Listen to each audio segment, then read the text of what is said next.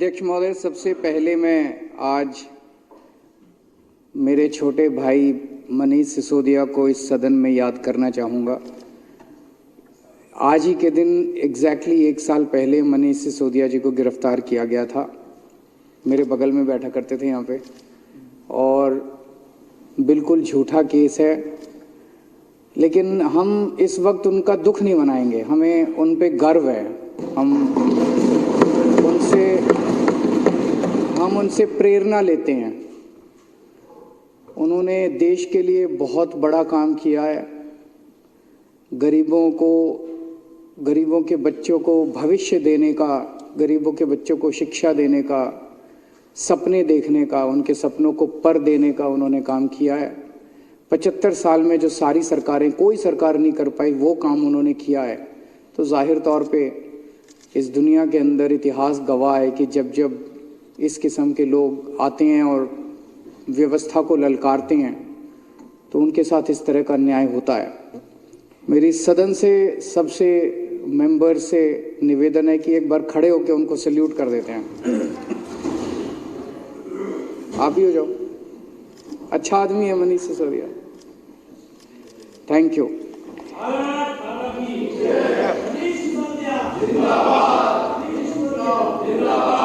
आज हम लोग इस पे चर्चा कर रहे हैं, एलजी साहब के अभिभाषण पे धन्यवाद प्रस्ताव पे चर्चा कर रहे हैं।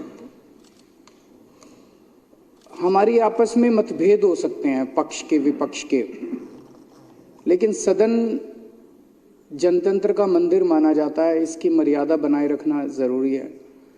आज तक कभी ऐसा नहीं हुआ, लेकिन इस बार और पिछली बार ऐसा हुआ कि एलजी के भाषण के दौरान विपक्ष के सदस्यों ने काफी नारेबाजी और विघन डाला। सुनना तो चाहिए, सुन तो लो। सुन के आपको भी मौका मिला, आपने बोला, अपनी बात रखी। उस टाइम अभिभाषण में ही अगर विघन डालते हैं तो वो फिर राजनीति नजर आती है, वो अच्छी बात नहीं है, वो मर्यादा तोड़ने की बात हो जाती है। तो मैं इसकी निंदा करता हूं और उम्मीद करता हूं कि मेरे साथी जो हैं विपक्ष के, वो भविष्य के अंदर इस तरह की हरकत नहीं करेंगे। एलजी साहब ने दिल्ली सरकार के कामों का उल्लेख किया। दिल्ली सरकार आज जो काम कर रही है वो ऐतिहासिक काम है। 75 साल में जो ये सारी सरकारें, मैं किसी पर्टिकुलर पार्टी की बात नहीं कर रहा, सारी, हम तो नई पार्टी हैं, हमारे पहले सारी पार्टियों की सरकारें बनी, किसी की इस राज्य में बनी, किसी की उस राज्य में बनी, किसी की यहाँ बनी, किसी की वहाँ बनी, किसी की केंद्र में बनी।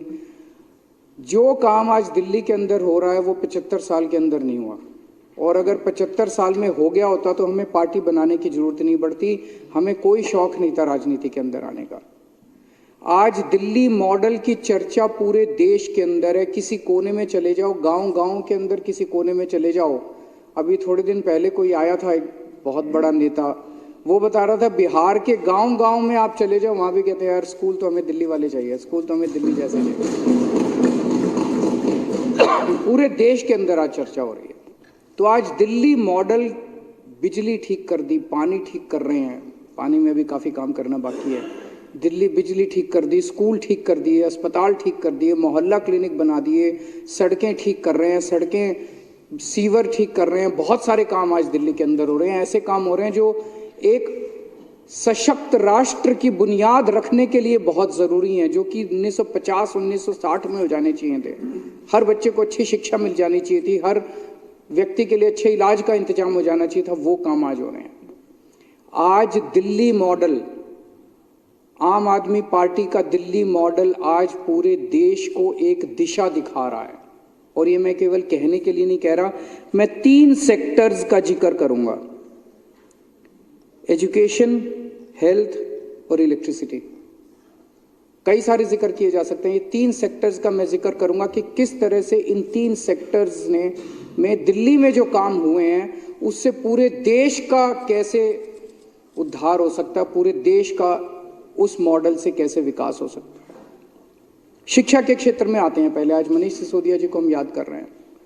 शिक्षा के क्षेत्र के अंदर पूरे देश में, ये कहने की बात नहीं है, तर्क कुतर्क तो चलते ही रहते हैं। अभी जो आप बात कर रहे थे वो तो कुतर्क है।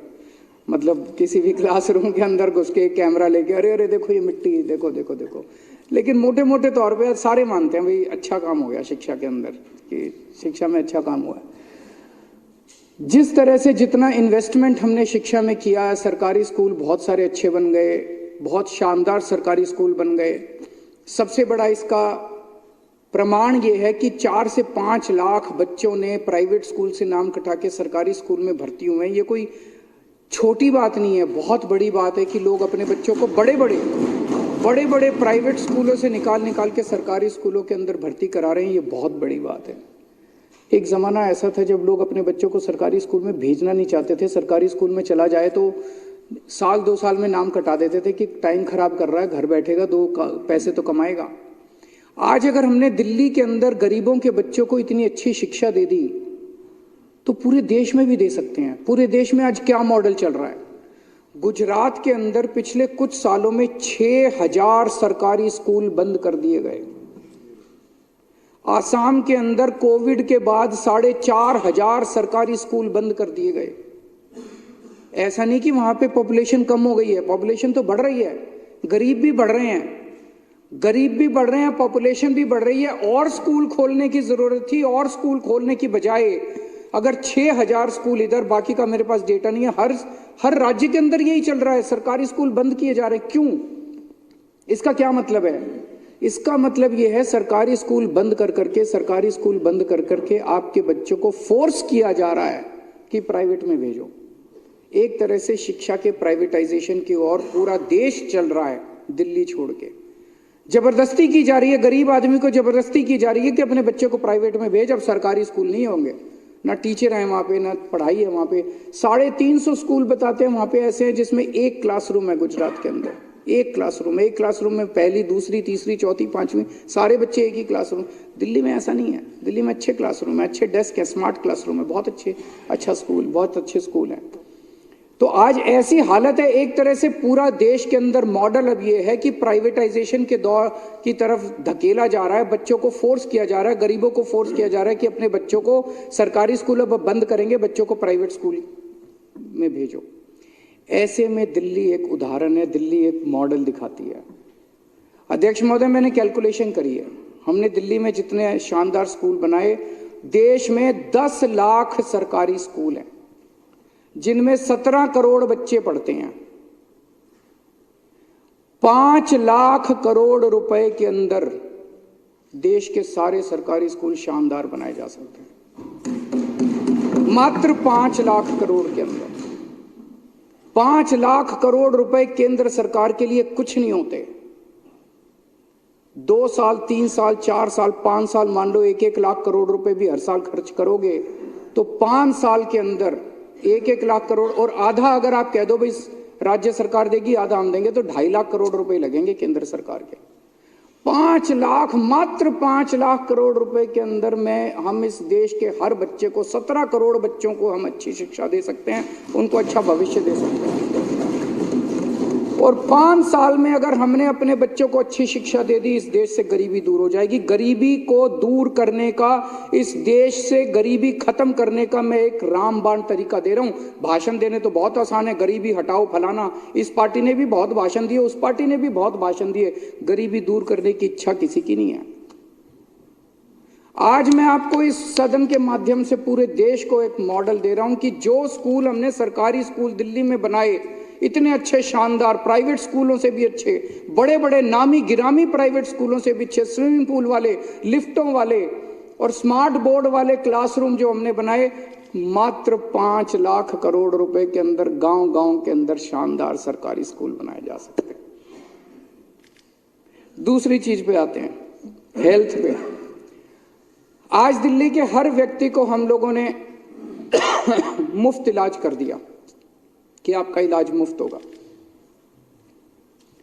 चाहे अमीर हो चाहे गरीब हो।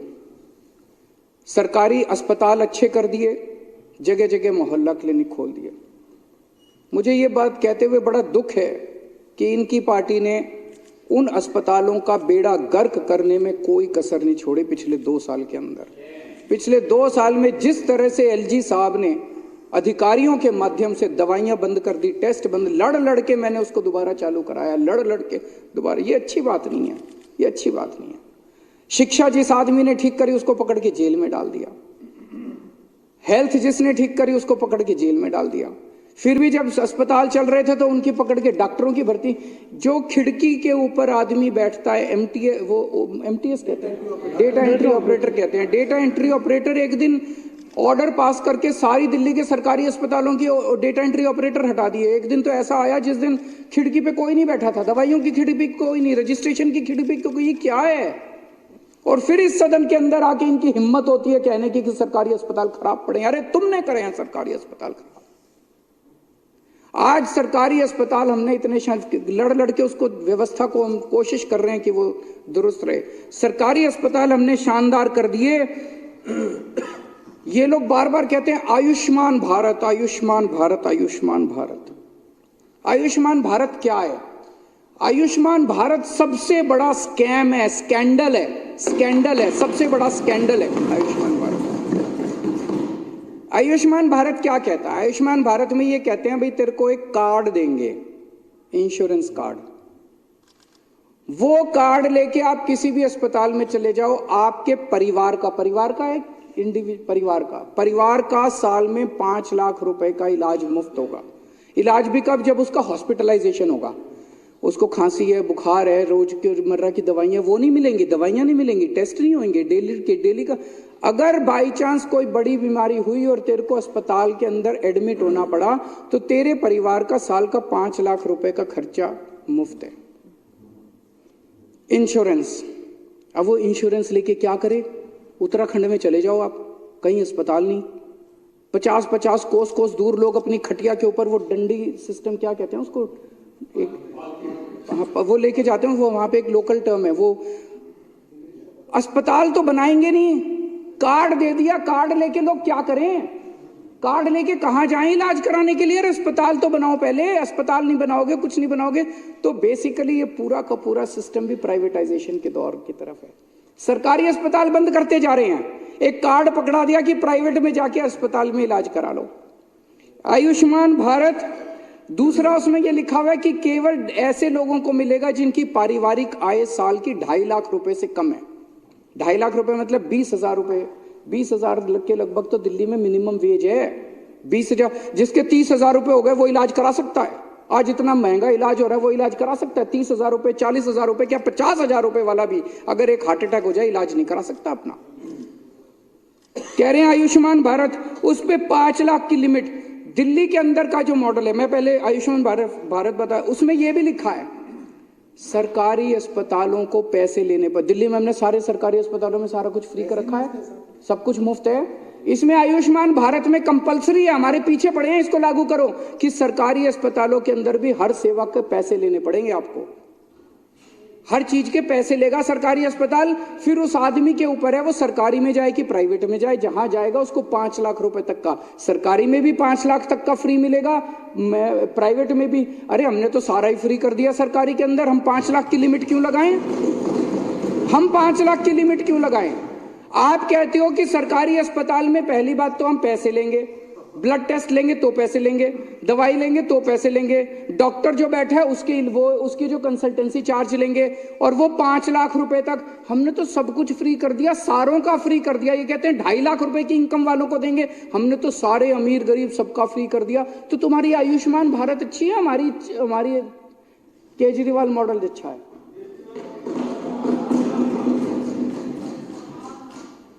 अच्छा एक चीज बताओ, अगर इनकी आयुष्मान भारत अच्छी है, जीटीबी अस्पताल में अभी चले जाओ, बॉर्डर पे है दिल्ली और गाजियाबाद के बॉर्डर, जीटीबी अस्पताल में 80% पेशेंट यूपी के आ रहे हैं।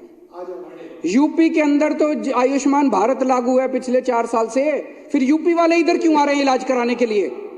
यूपी के अंदर आयुष्मान भारत क्यों नहीं चल रहा? इधर गुड़गांव की तरफ चले जाओ, उधर चले जाओ, उधर फरीदाबाद की तरफ से सारे हरियाणा वाले इधर आ रहे हैं दिल्ली इलाज कराने के लिए, और वो प्राइवेट में नहीं आ रहे, सरकारी में आ रहे हैं, क्योंकि सरकारी में 5 लाख की लिमिट नहीं है, जितना मर्जी इलाज करा लो। अरे पूरे देश का बोझ उठा रखा आज दिल्ली वालों ने, दिल्ली के लोगों ने। ये बेचारे नजफगढ़ के अंदर वो पूरे हरियाणा के लोग हैं, सारे हरियाणा के लोग नजफगढ़ के अंदर हरियाणा वाले। अरे आयुष्मान भारत लागू है, वो इधर क्यों आ रहे हैं फिर इलाज कराने के लिए? और इतना भ्रष्टाचार है अध्यक्ष महोदय, इतना भ्रष्टाचार है। ये सीएजी की रिपोर्ट है, सीएजी ने आयुष्मान भारत का सितंबर 2018 से 2021 तक का उन्होंने जांच करी। 964 अस्पतालों की जांच करी, 161 जिले, 28 स्टेट्स एंड यूनियन टेरिटरीज। उसमें उन्होंने पाया 2 लाख से ज्यादा ऐसे लोग थे जिनका date of discharge date of surgery के पहले था। मतलब वो अस्पताल से डिस्चार्ज हो गया, सर्जरी बाद में हुई है। अस्पताल से डिस्चार्ज हो गया, सर्जरी बाद में हुई है, तो फेक केस।